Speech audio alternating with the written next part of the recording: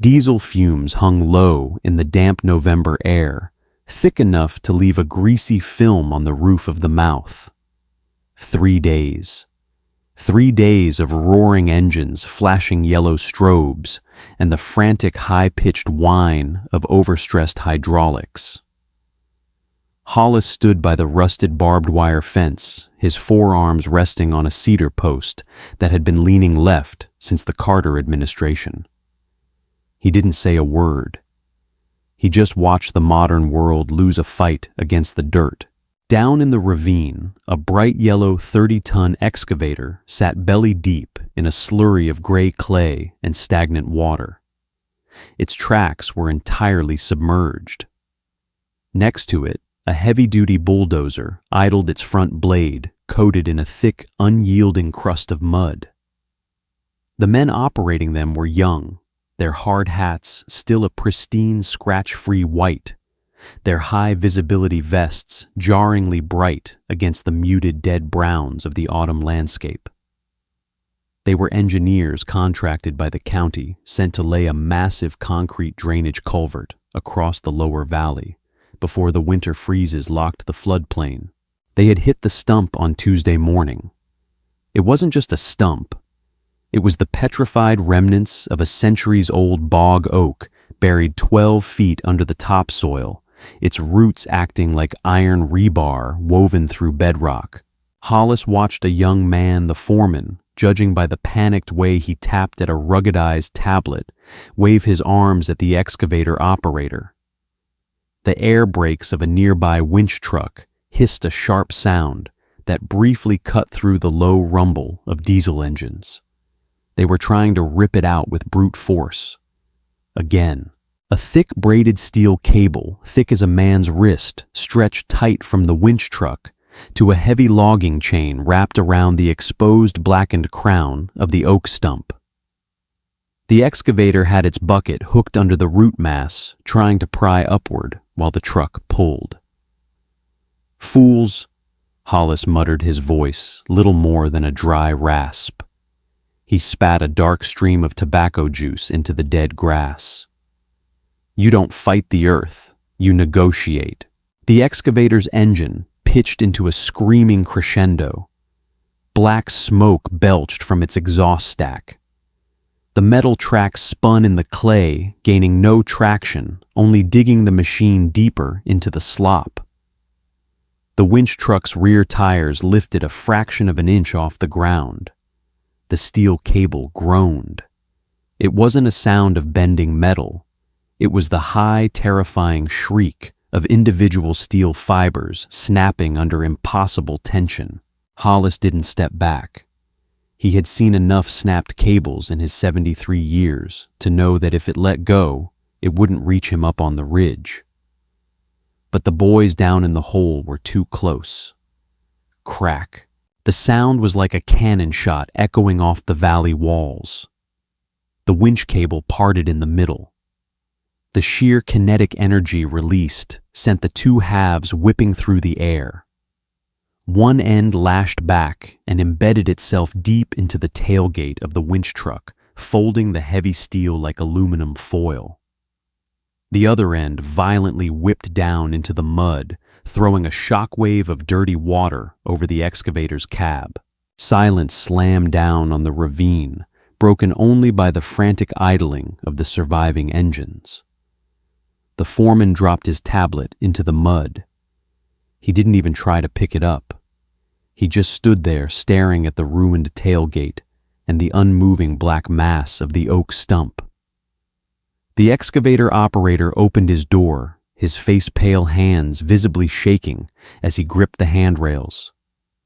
Nobody was hurt, but the fight was over. The realization hung in the cold air, heavier than the diesel smoke. Hollis rubbed a calloused thumb across his jaw, feeling the gray stubble that felt like sandpaper. His knees ached.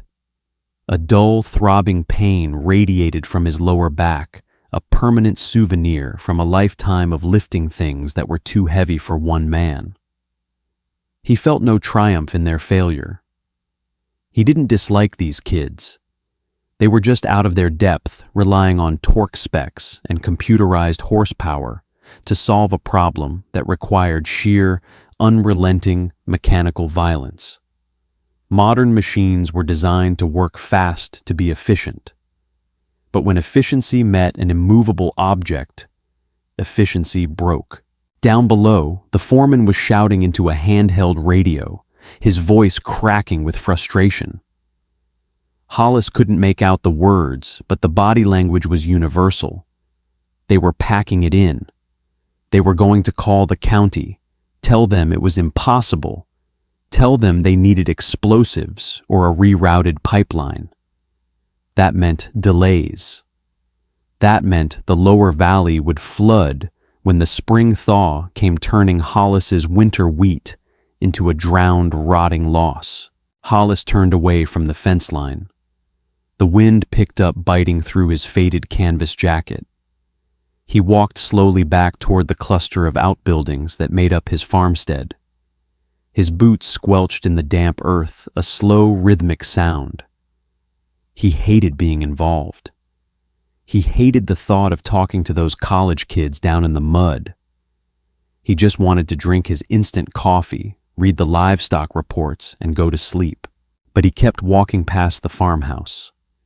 He walked past the modern tractor shed where his son's shiny green John Deere sat. He headed for the furthest structure on the property, a sagging, weather-beaten barn held together by habit and rust. He stopped in front of the massive double doors. The wood was gray-splintered and soft with rot. A heavy iron padlock hung from a rusted hasp.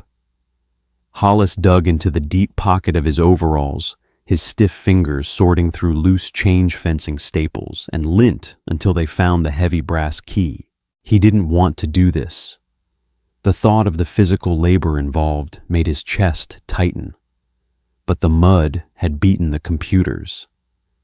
It was time to introduce the dirt to something that didn't know how to quit. Dust motes danced in the pale shafts of light that bled through the gaps in the barn roof.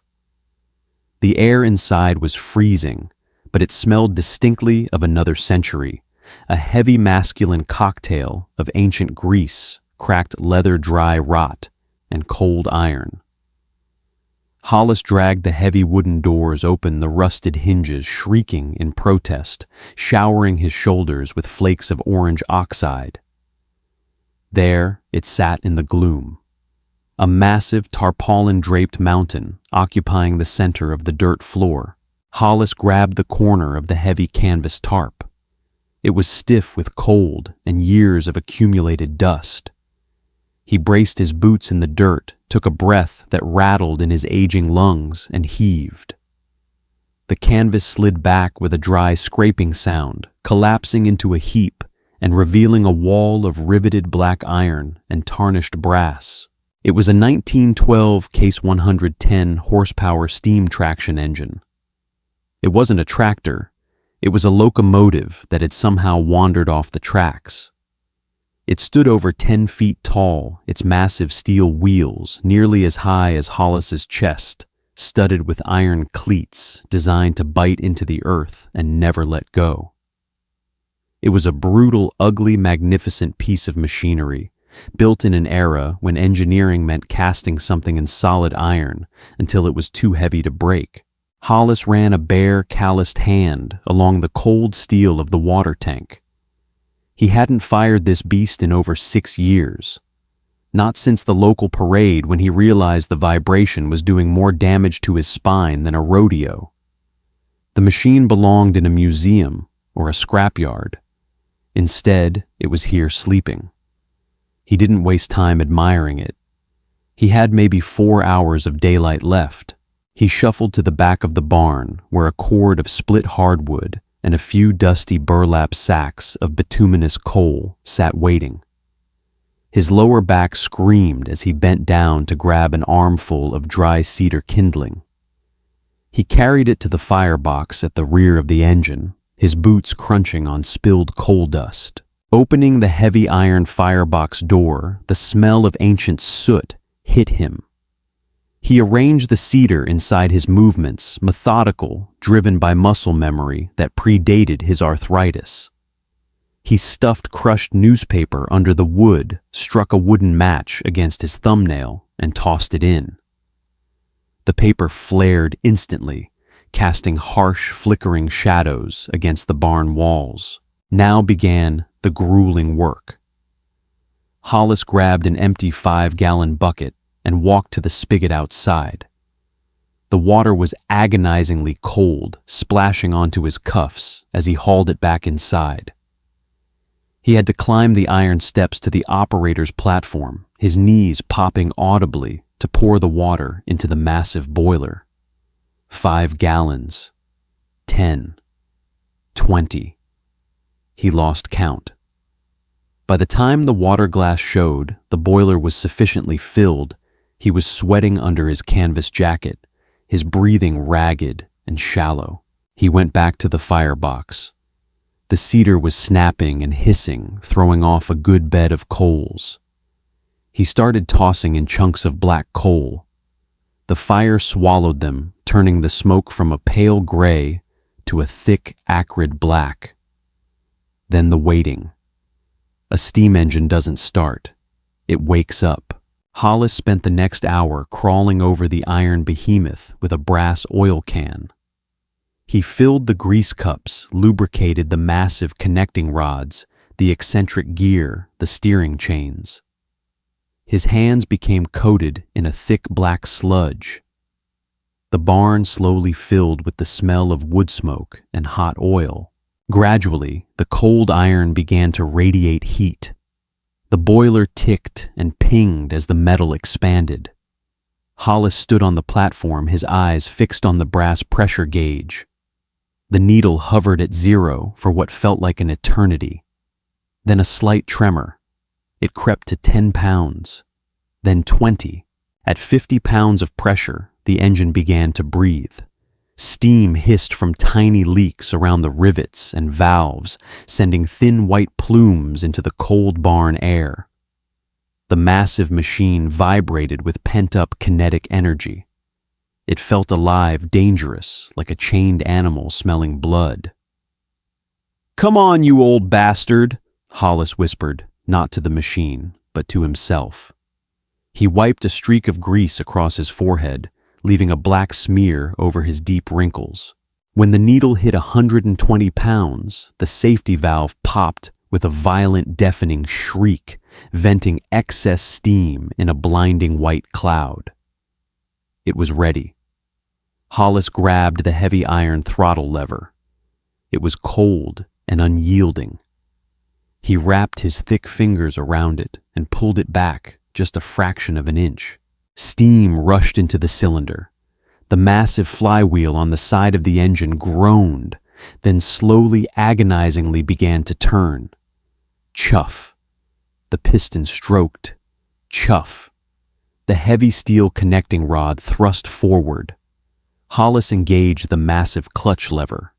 The gears slammed together with a heavy metallic clank that vibrated up through the iron floorboards and into his aching joints. The steam giant lurched forward. The iron cleats on the rear wheels bit into the dirt floor of the barn. With a slow, deafening roar, the machine crawled out of the gloom and into the pale afternoon light. Thick black smoke blasted from the tall stack, mixing with the white clouds of exhaust steam. Hollis stood at the heavy steering wheel, his face set in a grim, rigid mask. He couldn't hear the wind. He couldn't hear the birds. He could only hear the thunder of contained explosions, the rhythmic crashing of iron on iron. He steered the 20-ton monster toward the ridge, toward the valley, toward the modern world that was currently stuck in the mud. He felt ridiculous. He felt old. But as the iron wheels crushed the frozen earth beneath them, he also felt something he hadn't felt in a very long time. Leverage. Gravity fought him the whole way down the ridge. Steering the Case 110 required the kind of raw upper body strength Hollis had mostly surrendered to his 50s. The heavy cast-iron steering wheel didn't connect to a modern hydraulic box. It wound a thick, heavily greased chain around a spool underneath the boiler, manually dragging the massive front axle left or right. Every degree of turn was a physical, exhausting argument with 3 tons of dead weight resting on the front wheels. Heat poured off the boiler casing just inches from his shins. It was a dry baking intensity that cooked the denim of his overalls and made the sweat bead and immediately evaporate on his skin. With every rotation of the massive rear wheels, the ground shuddered. The lugs bit into the frozen topsoil, tearing open deep, ugly wounds in the earth. He didn't care about the grass. Grass grew back. The winter wheat he stood to lose to flooding wouldn't. Down in the ravine, the work crew was in full retreat. The foreman, a kid whose hard hat still bore the shiny sticker of a regional engineering firm, was yelling into his radio, while 2 others were throwing muddy synthetic toe straps into the bed of a heavy-duty pickup. The broken winch cable hung limply from the rear of the ruined truck, a frayed, ugly reminder of mechanical failure. They didn't see Hollis coming at first. They felt him. The rhythmic, ground-pounding chuff, chuff, chuff of the steam exhaust echoed off the trees, a deep, percussive thud that vibrated in the chest cavity long before the machine crested the hill. The foreman stopped talking. He lowered the radio, turning slowly toward the ridgeline. The other boys froze, holding a filthy yellow strap between them like a limp noodle. Hollis broke through the tree line, a thick plume of black coal smoke announcing his arrival like a distress signal. He eased the throttle back.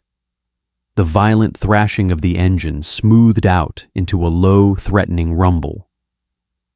He didn't use the brakes. The machine didn't really have them in any modern sense.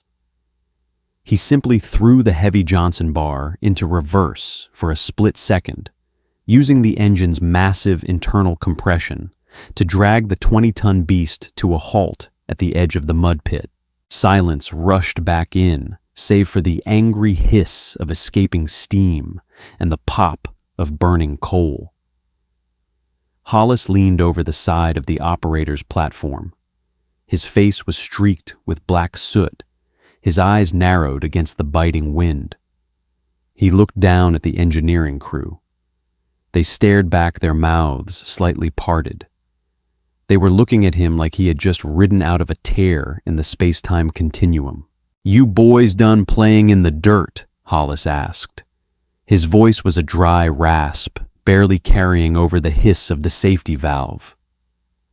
The foreman blinked, taking a step forward. He looked at the massive iron wheels, then at the brass fittings, and finally up at Hollis. "Mister, you can't be out here. This is a county work site. It's an active hazard zone."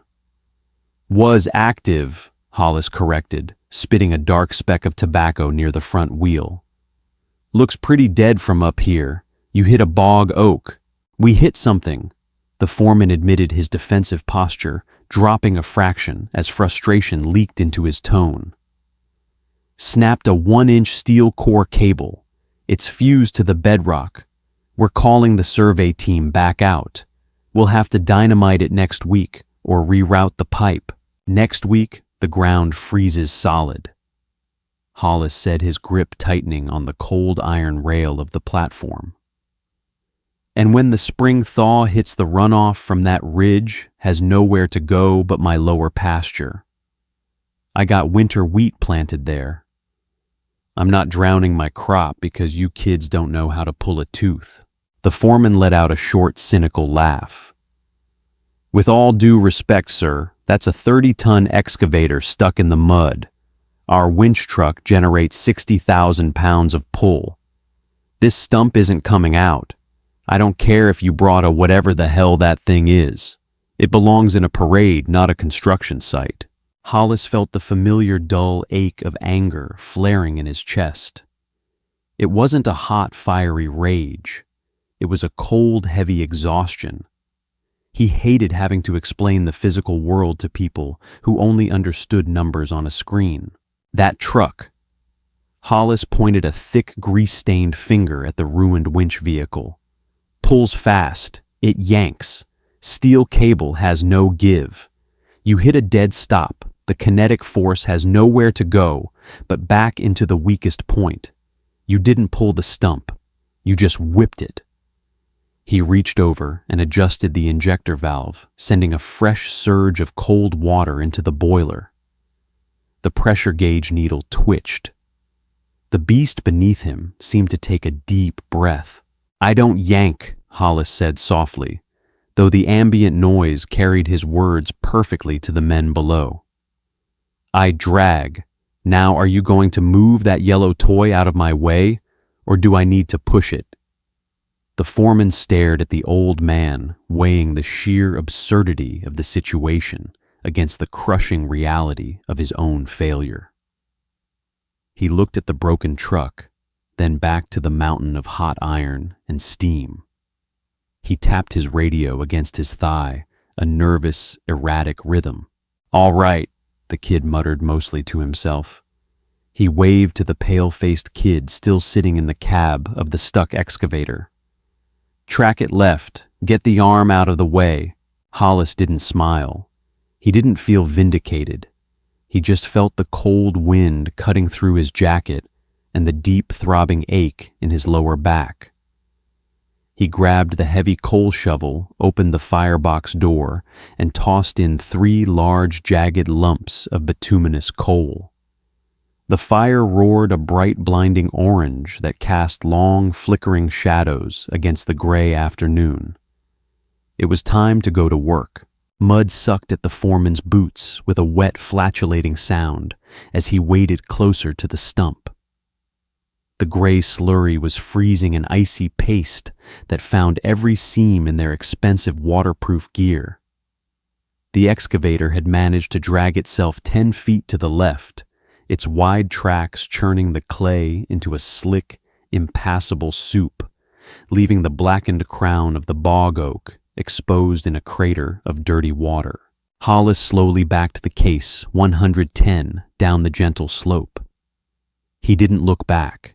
He drove entirely by feel and the shifting geometry of the front wheels. The heavy iron cleats bit deeply, holding the 20 tons of machinery back against the pull of gravity. He stopped about 40 feet from the crater, the massive drawbar at the rear of the engine, perfectly aligned with the dead wood.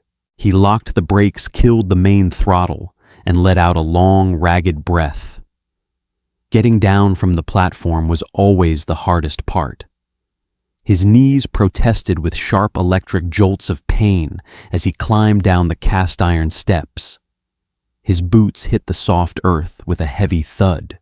The foreman was waiting for him, holding up a thick, bright green synthetic toe strap with heavy steel loops at both ends. "This is rated for 80,000 pounds, the kid said, wiping a smear of mud from his cheek. "It's the strongest rigging we have left. We can double wrap the crown." Hollis stopped. He looked at the bright green strap. It looked like a child's toy against the backdrop of the rusted iron and the black earth. He reached out and touched the synthetic material. It was smooth, clean. "No," Hollis said flatly. "Look, man, this is aerospace grade. I don't care if it was woven by God himself," Hollis interrupted, dropping his hand. "When that nylon stretches, it stores energy like a rubber band. If that stump lets go suddenly, or if the bark strips that strap is going to come back and cut a man in half. I don't use rubber bands." He walked past the bewildered foreman, heading toward the side of the steam engine. Mounted just behind the water bunker was a heavy wooden toolbox, the wood gray and splintering. Hollis threw the iron latch and dragged out a chain. It wasn't a tow chain. It was an anchor chain salvaged from a 1930s river dredge. Each link was forged from 1.5 inch thick wrought iron, pitted and scarred from decades of grinding against river rocks. It was coated in a thick, sticky layer of cosmoline to keep the rust at bay. Just moving it required a brutal exertion of force. Hollis dragged the first few feet out, the heavy iron clanking violently against the steel floorboards. He looked at the foreman and the two other young workers. "You want this stump gone?" Hollis asked, breathing heavily, white plumes forming in the freezing air in front of his face. "Grab an end, drag it to the hole." The three men hesitated, then stepped forward. They grabbed the chain. Hollis watched their shoulders drop as the sheer dead weight of the iron hit them. It took all three of them slipping and cursing in the mud to drag 20 feet of the heavy chain down into the crater. Hollis followed slowly, his boots sinking ankle deep into the freezing slurry. He ignored the cold. He ignored the wet seeping through his socks. He approached the stump, examining the gouges left by the excavator's bucket. The wood wasn't rotting. It had practically fossilized in the anaerobic mud, turning into something resembling dark, wet concrete. "Pass it under," Hollis ordered, pointing to a thick, gnarled root that arched slightly above the waterline. The boys struggled, burying their arms to the elbows in the freezing mud to shove the massive iron links beneath the root. Hollis got down on his knees. He didn't want to. His joints screamed at the abuse, but he couldn't trust this to kids who thought in megabytes. He reached into the icy water, feeling blindly for the end of the chain. His fingers brushed against something sharp, a splinter of the iron-hard wood, slicing a shallow line across his knuckles. He didn't flinch. He found the heavy slip hook, grabbing it with both hands, and hauled it up through the muddy water.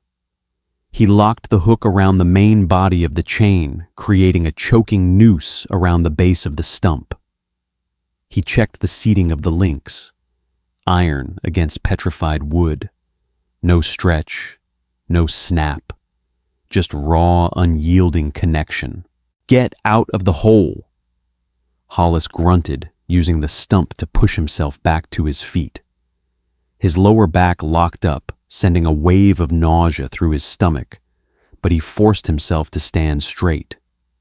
He waded out of the crater, his boots heavy with pounds of clinging clay. He dragged the bitter end of the chain back up the slope to the steam engine. He dropped the heavy iron ring over the massive steel drawbar pin on the rear of the case. He slid a thick cotter pin into place to secure it. The connection was made. 40 feet of heavy iron chain lay slack in the mud, linking the buried past to the mechanical giant on the hill. Hollis climbed back up the iron steps. It took more effort this time. His hands were numb, coated in a mixture of gray clay, dark blood, and yellow cosmoline.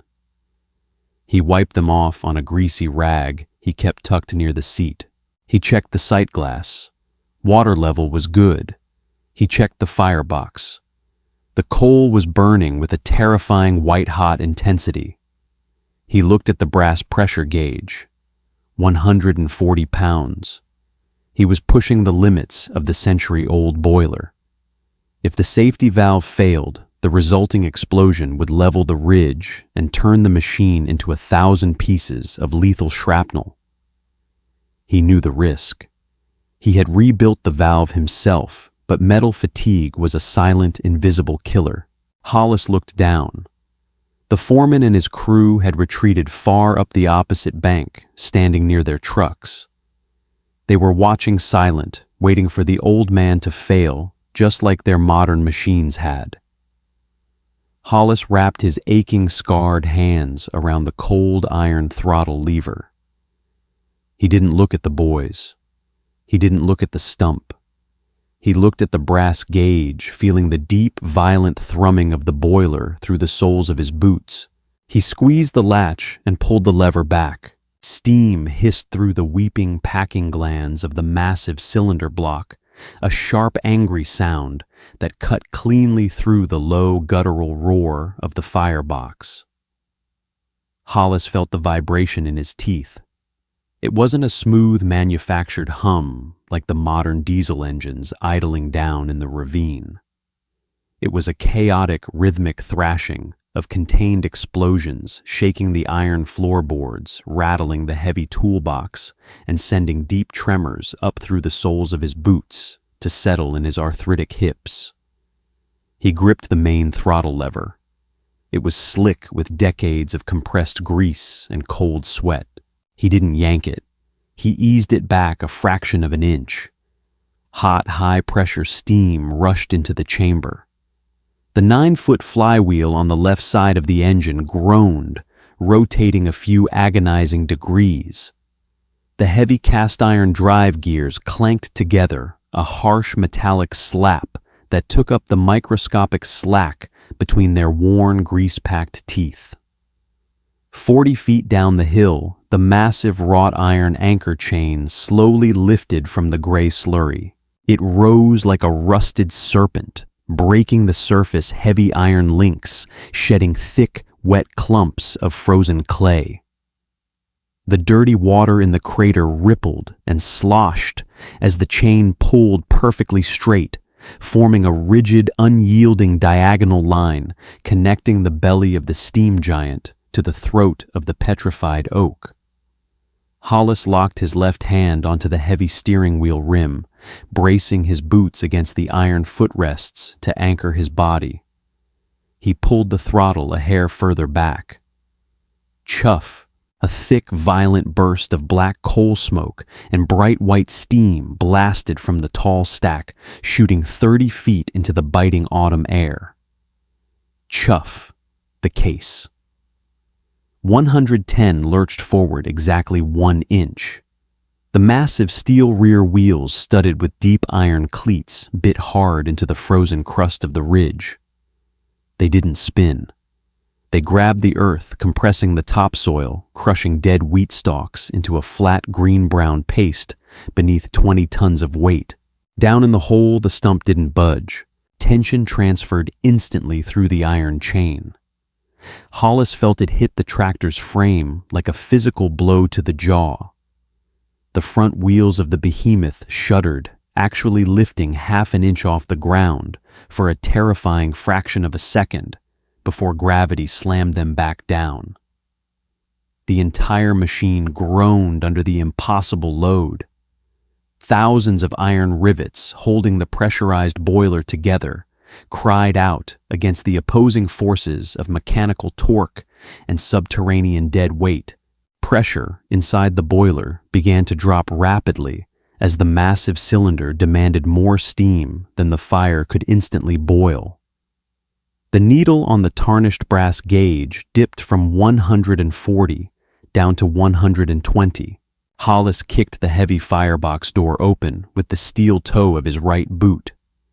He grabbed the coal shovel, ignoring the searing dry heat that immediately blistered the skin of his face, and blindly hurled 3 more massive chunks of bituminous coal into the white-hot belly of the beast.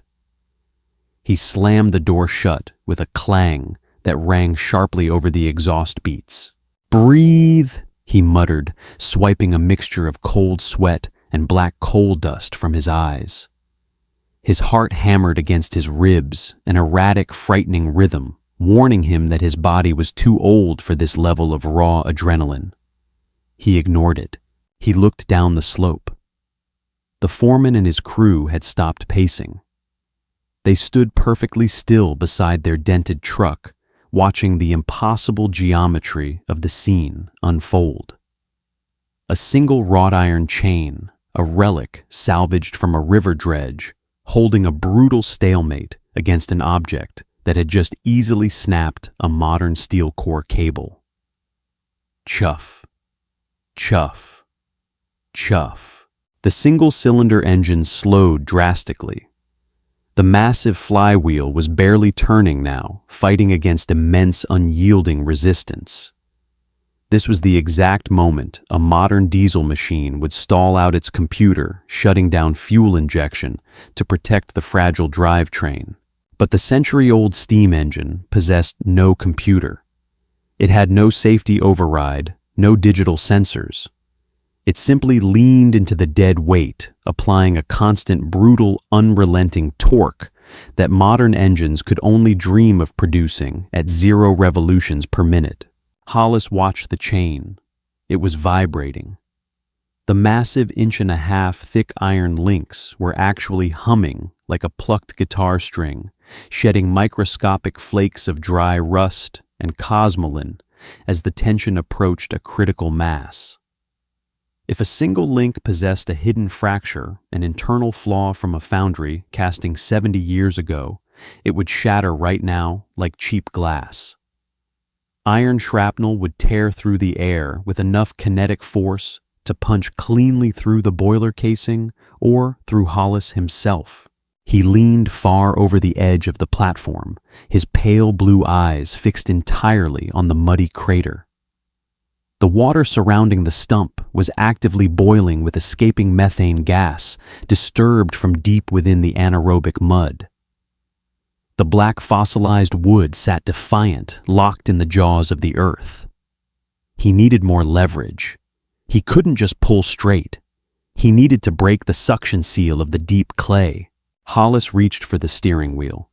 He wrapped his thick, bleeding knuckles around the cold iron rim and threw his entire upper body weight into it, hauling the wheel hard to the right.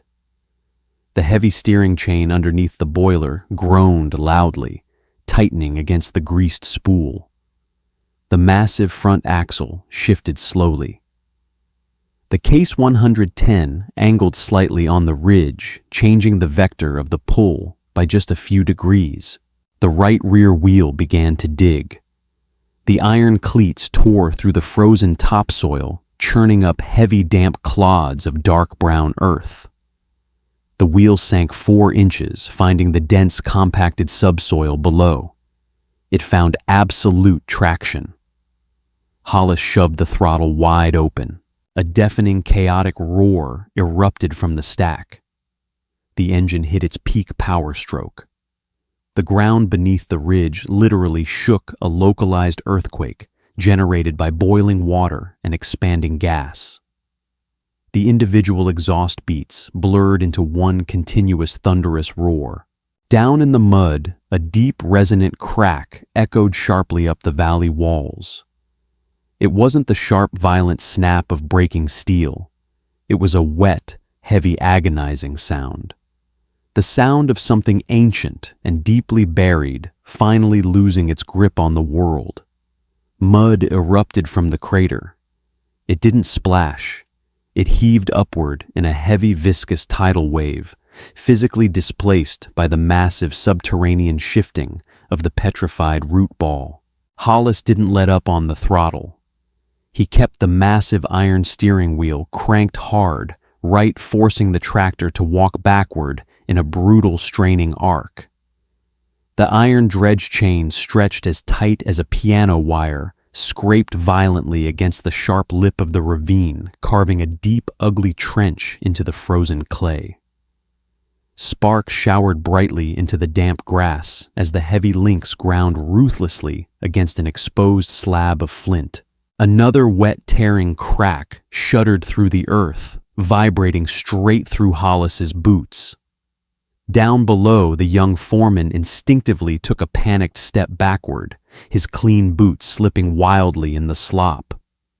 He watched, eyes wide and mouth slightly parted, as the black fossilized crown of the bog oak physically tilted. The stagnant water in the hole rushed into the newly formed void beneath it, creating a swirling vortex of gray, foul-smelling sludge. It was fighting back. The sheer suction of the clay, a powerful vacuum created by centuries of undisturbed airless burial, fought the steam giant for every millimeter. The Case 110 was burning coal at a terrifying rate, the firebox drawing oxygen so fast it sounded like a captive jet engine. The brass pressure gauge trembled violently at 145 pounds. 5 pounds over the boiler's absolute red line. Hollis tasted copper. He realized he was biting his inner lip so hard it was freely bleeding down his chin. His hands clamped rigidly around the steering wheel, and throttle were completely numb, locked into cramping claws. The radiant heat pouring off the boiler casing was literally cooking the front of his canvas jacket, filling his nose with the acrid, choking smell of scorching fabric and hot grease. He couldn't hold this tension much longer. The machine couldn't hold it. Something was going to catastrophically fail the ancient chain, the riveted boiler, or his own straining heart. "Come on," he rasped, his voice completely swallowed by the deafening rhythmic explosions of the exhaust. He leaned his weight backward, using his failing core strength to try and force the throttle lever another fraction of a millimeter past its mechanical stop. "Give it up." The case, 110, gave a massive shuddering heave. The front wheels lifted a full foot into the air, this time the heavy cast iron underbelly exposed to the valley like a rearing angry beast. For one agonizing suspended second, the entire 20-ton machine balanced precariously on its rear axle, fighting gravity physics and the dead weight of the stump. Then the earth finally lost. With a sound mimicking a localized landslide, the massive root mass tore completely free from the bedrock. A geyser of foul, sulfur-smelling black water blasted 20 feet into the air, raining down heavily over the abandoned yellow excavator and the surrounding mud flats. The sudden release of tension was violently abrupt. The Case 110 slammed its heavy front wheels back onto the earth with a bone-jarring crash that rattled Hollis's teeth and sent a blinding shockwave of pain straight up his spine. The heavy iron chain went completely slack, falling back into the mud with a wet, heavy slap. Hollis reacted entirely on muscle memory ingrained decades ago. He slammed the heavy Johnson bar forward, reversing the steam valve timing, and shoved the main throttle completely closed. The thunder instantly died. The massive flywheel spun freely, its heavy iron spokes blurring in the pale afternoon light, carrying the engine's massive momentum as it slowly, quietly spun down. The only sounds left in the valley were the high-pitched screeching hiss of excess steam venting from the safety valve, the quiet crackle of the dying coal fire, and the heavy wet sloughing of mud sliding off the newly unearthed root mass. Hollis sat heavily on the small, unpadded iron operator's seat. He felt intensely dizzy. Black spots danced aggressively at the edges of his vision. He gripped his own knees, taking deep, ragged, painful breaths of the cold, smoke-scented air. His chest burned like he had swallowed hot coals. His arms trembled violently, a severe delayed reaction to the massive adrenaline dump and sheer physical trauma. He forced himself to look down the hill. The bog oak lay fully exposed on the edge of the crater. It was colossal, easily 12 feet across, at the tangled base, a twisted, blackened knot of petrified wood that looked more like a crashed meteorite than a tree. It lay tangled hopelessly in the heavy iron dredge chain, completely uprooted, thoroughly defeated. Slowly, the young foreman walked forward. He stopped 10 feet from the massive stump, staring at it in total silence. He looked up at the deep, violently gouged trench the chain had carved into the hillside. Then he slowly looked up at the ridge. The steam engine sat silhouetted against the gray, heavy autumn sky, venting white clouds of steam like a resting, exhausted dragon. The old man was still perched high on the platform, his face severely smeared with soot grease and dried blood, looking down at the crew with an expression completely devoid of triumph or vindication. Just profound, hollow exhaustion. Hollis reached out with a trembling blackened hand and closed the main water valve. He didn't want to talk to them. He didn't want their gratitude, their awe, or their apologies. He had saved his winter wheat crop, but the price was a deep, aching reminder of his own fragility. He pulled a stained red bandana from his back pocket and wiped his face, only managing to leave fresh smears of black grease across his deep wrinkles. He slowly, painfully began the necessary process of banking the coal fire. The mud had been beaten today, but the dirt always won in the end. He had just bought himself another season. Down in the valley, the young crew stood in absolute silence, looking from their shattered modern winch cable to the unbroken iron chain, trying desperately to process exactly what era of history had just saved their jobs. Cooling metal carries its own distinct language. As the intense internal pressure of the Case 110 began to bleed off the massive iron boiler plates contracted. It started as a subtle ticking, like a grandfather clock echoing in a massive empty hall, before shifting into sharp resonant pings that sounded exactly like a ball-peen hammer striking an anvil. Hollis remained on the operator's platform, his breathing finally slowing from a desperate rattle to a shallow, painful wheeze. He stared blindly at the tarnished brass lubricator, watching thick drops of dark oil fall through the sight glass. One drop every 4 seconds.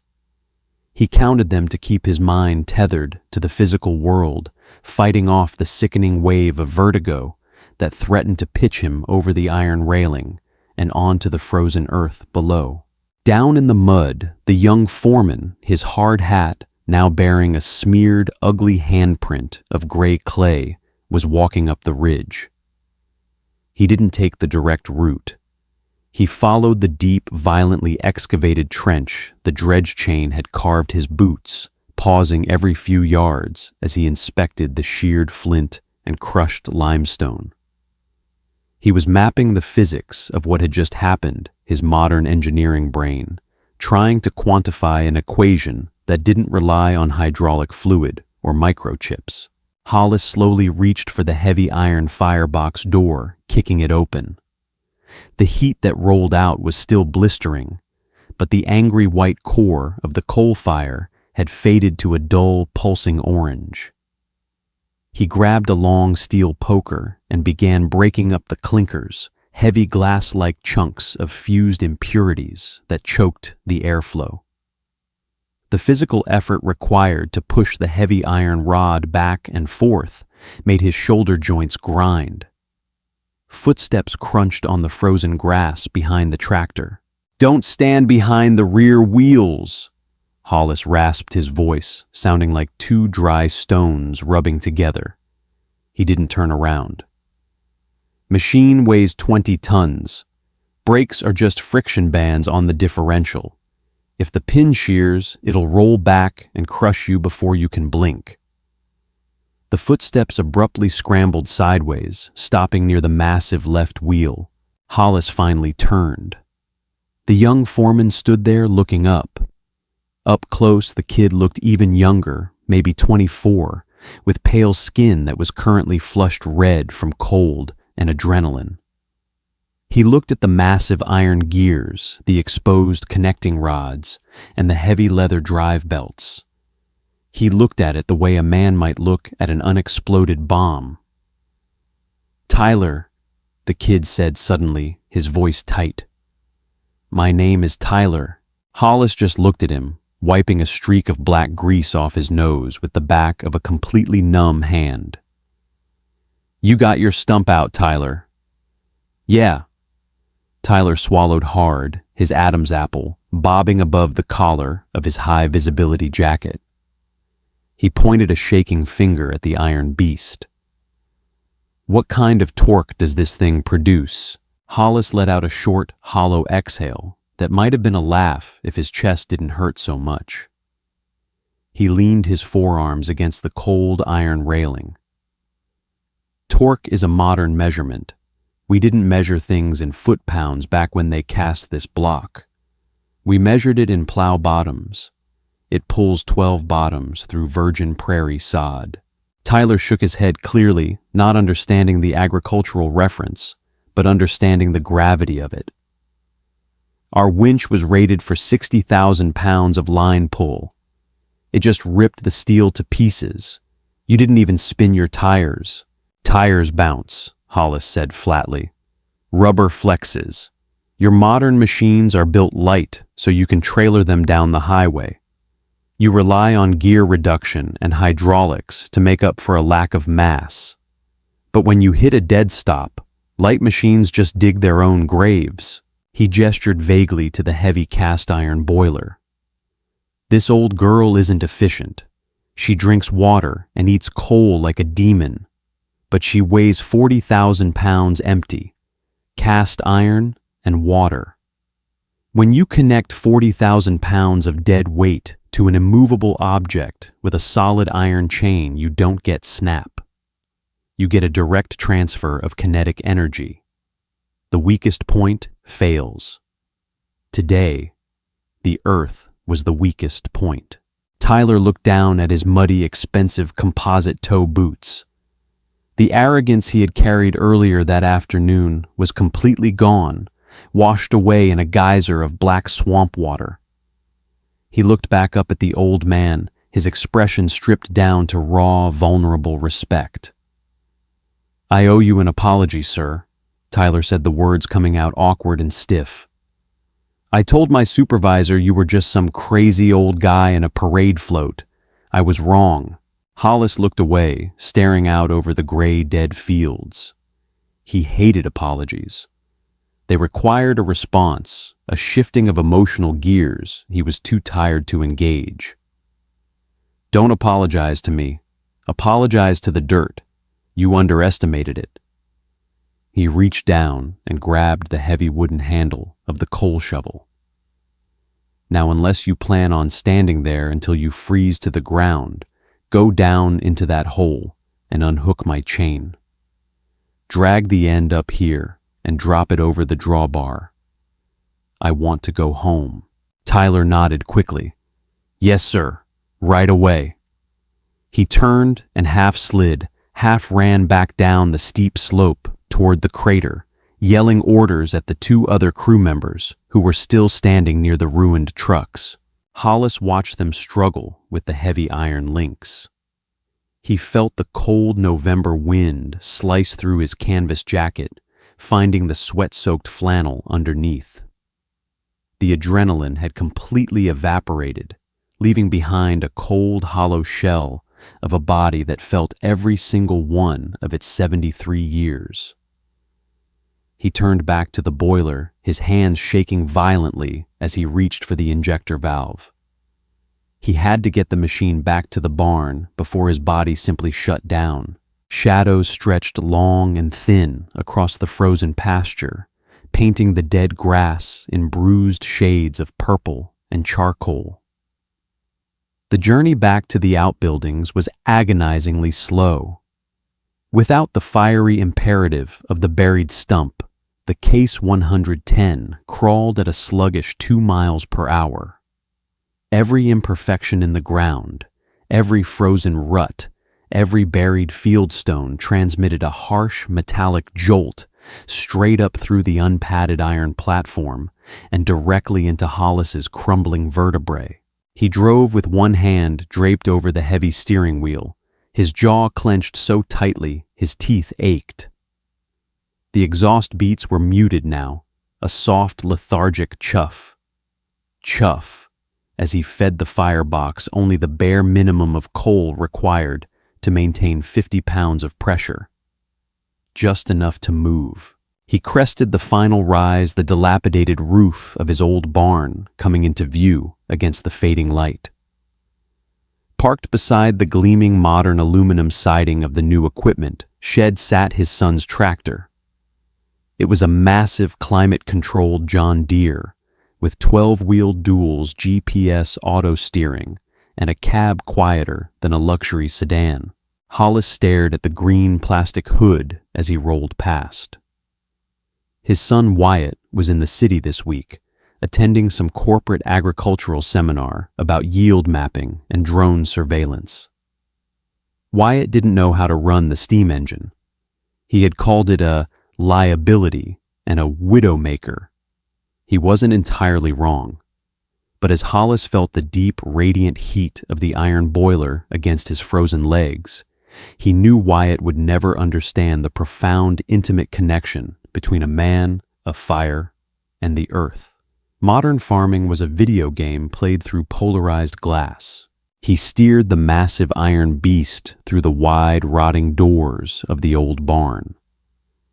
The darkness inside swallowed the machine. Hollis threw the heavy clutch lever, disengaging the drive gears with a hollow metallic clank that echoed off the rafters. He closed the throttle. The silence that rushed in was absolute, broken only by the steady hiss of escaping steam and the pop of cooling metal. Now came the worst part. The shutdown. He couldn't just turn a key and walk away. A steam engine demanded a careful, methodical burial. Hollis climbed down from the platform, his left leg buckling slightly as his boot hit the dirt floor. He grabbed a heavy iron wrench and walked to the front of the boiler, opening the blowdown valve. A jet of scalding muddy water and white steam violently erupted into the barn, blasting against the dirt wall and filling the enclosed space with a thick, humid fog that smelled heavily of sulfur and rust. The boiler had to be drained while it was still under pressure to blast out the heavy calcium and silt deposits that accumulated inside the water jacket.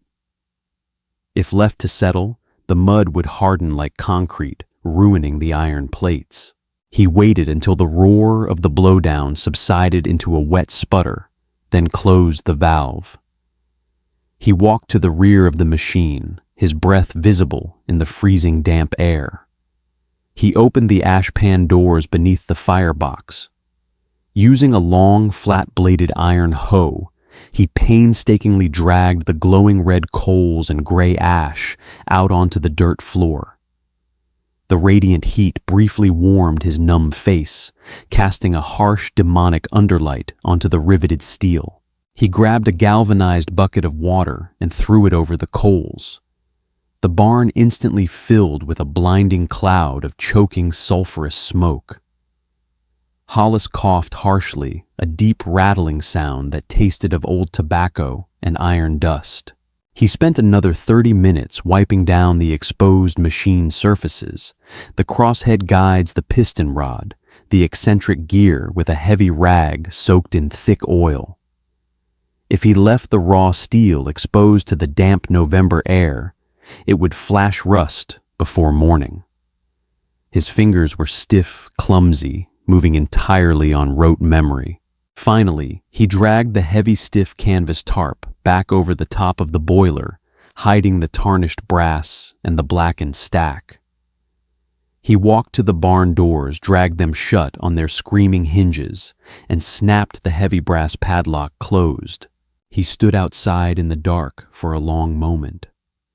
The wind was howling now, a bitter, biting gale rolling off the northern plains. He looked down toward the valley. He couldn't see the crater or the massive stump or the yellow excavator. It was just a black void. Hollis turned and began the slow, agonizing walk to the farmhouse. His boots felt like they were cast from lead. The porch steps groaned under his weight. He bypassed the front door and went straight to the mudroom at the back. He sat down heavily on a wooden bench, his hands shaking too violently to unlace his boots. He had to use the heel of his left boot to violently pry the right one off, gasping loudly as a fresh cramp seized his calf muscle. The kitchen was dark and quiet. The only sound was the loud, rhythmic ticking of a cheap plastic wall clock above the stove. The air smelled of stale Folgers coffee, old newspapers, and the sharp medicinal tang of wintergreen muscle rub. Hollis walked to the sink and turned on the tap. He didn't wait for it to get warm. He plunged his raw, black bleeding hands under the freezing water, grabbing a stiff bristle brush and a bar of heavy pumice soap. He scrubbed until his knuckles bled freely, watching the water turn black, then dark brown, then a faint, rusty pink. He dried his hands on a rough towel, leaving dark smears on the cotton. He walked into the dark living room and sank into a worn fabric recliner that permanently held the shape of his exhausted body. He didn't turn on the television. He didn't turn on a lamp. He just sat there in the pitch black, listening to the wind rattle the single-pane windows. His chest burned. His back throbbed with a sickening, relentless rhythm. He closed his eyes, and all he could see was the bright, blinding orange of the firebox, and all he could feel was the brutal, unrelenting pull of dead iron against the earth. He had won. But sitting alone in the freezing dark, listening to his own shallow breathing, it felt an awful lot like dying. Morning light hit the living room floorboards like a physical weight, pale and entirely lacking warmth. Hollis woke with a sharp, involuntary intake of breath. His right hand was locked into a rigid claw, gripping the fabric armrest of the recliner so tightly his knuckles were bone white. He hadn't meant to sleep in the chair. He had only intended to sit in the dark until the nausea of sheer exhaustion passed. Now the cheap plastic wall clock above the television read 6:15. Every joint in his body felt as though it had been packed with crushed glass and left to freeze overnight. He attempted to stand. His legs simply refused the initial command, trembling under the sudden agonizing demand of his own body weight. He fell back into the worn fabric, his teeth grinding together to cage a sharp guttural groan. He sat there for another 10 minutes, slowly massaging his thighs, feeling the deep, angry knots of cramped muscle beneath his denim overalls. The house smelled faintly of yesterday's coal smoke, a heavy, acrid scent that clung permanently to his hair and the pores of his skin. On the third attempt, he managed to stay upright. Shuffling toward the kitchen, his boots felt unnaturally loud on the cracked linoleum. He didn't bother measuring out fresh coffee grounds. He took the glass pot from the counter, poured the sludgy day-old dregs into a chipped ceramic mug, and shoved it into the microwave. The low electrical hum of the appliance was the only sound in the house. He drank the coffee black and scalding, letting the cheap bitter liquid burn its way down his throat. It was strictly fuel. It offered absolutely no comfort. He walked to the back door and pushed it open. The air was viciously cold, a dry, biting freeze that stripped the remaining moisture from the dead winter grass. Down in the valley, a mile away, the yellow strobe lights were already flashing. The county crew had returned early. Hollis wrapped his raw, bleeding hands around the porch, railing the wood, rough and peeling against his skin. Through the barren, skeletal trees, he could clearly see the crater. The massive bog oak sat exactly where the iron dredge chain had dragged it, an ugly black monolith resting on the scarred gray clay. It looked even bigger in the harsh daylight, a displaced chunk of violent history that the modern world now had to respect. The 30-ton excavator was actively working beside it, its bright yellow arm swinging back and forth, scooping up the loose, wet slop from the hole. It was doing the easy work now, the manicured, precise work. The earth had already surrendered its anchor. Now the shiny diesel machines were simply cleaning up the mess. Hollis watched them for a long time. He felt no sense of victory. The deep, grinding ache radiating from his lower vertebrae was a permanent receipt for services rendered. He had spent physical capital he could never earn back. Inside the kitchen, the landline rang. It was a shrill, jarring mechanical bell that violently cut through the quiet morning. Hollis turned slowly, leaving the door open to the freezing wind, and walked back to the laminate counter. The caller ID screen glowed with a Chicago area code. He picked up the heavy plastic receiver. "Yeah, Dad." "You sound terrible." Wyatt's voice was crisp, artificially compressed through digital cellular towers. "Did I wake you? I thought you'd be out checking the lower fence line." "I'm awake," Hollis rasped, clearing his throat. It felt heavily coated in ash. "Fence is fine. Look, I'm just calling before this precision ag seminar starts. They're talking about predictive soil modeling today. It's incredible stuff. We can map the moisture retention of that lower valley down to the square inch. We'll know exactly how much seed to drill before we even turn the key on the deer. It's going to maximize our yield efficiency by at least 12%. Hollis leaned heavily against the counter. He looked down at his free hand. The skin around his fingernails was stained permanently black.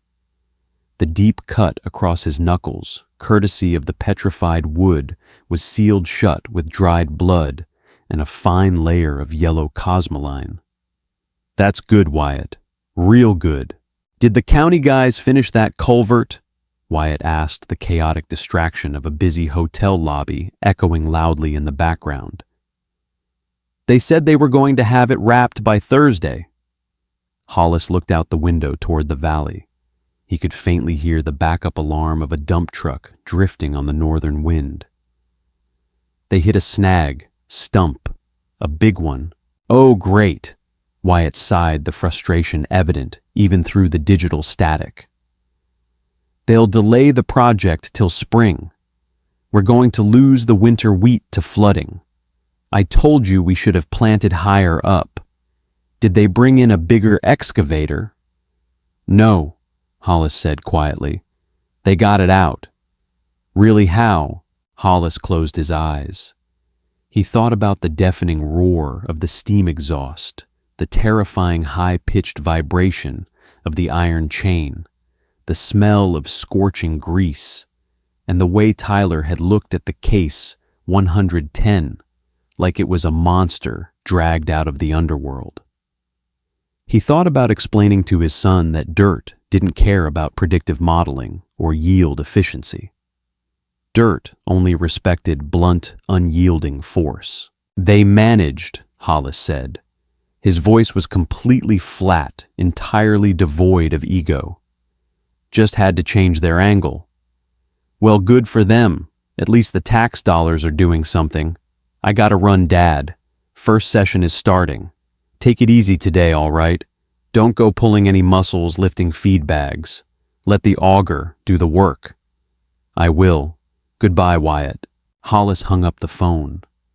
The house fell dead silent once again. He walked back to the mudroom and picked up his heavy canvas jacket from the floor. It smelled like a 19th century forge. He didn't put it on. He carried it to the rusted iron hook by the door and left it hanging there. He stepped back out onto the porch. The wind caught his thin flannel shirt, raising immediate goosebumps on his forearms. He looked past the farmhouse, past the shiny green equipment shed, toward the old sagging barn. The heavy brass padlock hung securely on the rotting double doors. He knew with a cold, absolute certainty that he would never open those doors again. The steam giant had given him one last violent favor. It had broken the earth when the modern world had failed. But the firebox was cold, the boiler was drained, and the iron was going back to sleep forever. Hollis gripped the wooden porch rail. He took a deep, painful breath of the freezing air, tasting the faint diesel exhaust drifting up from the valley below.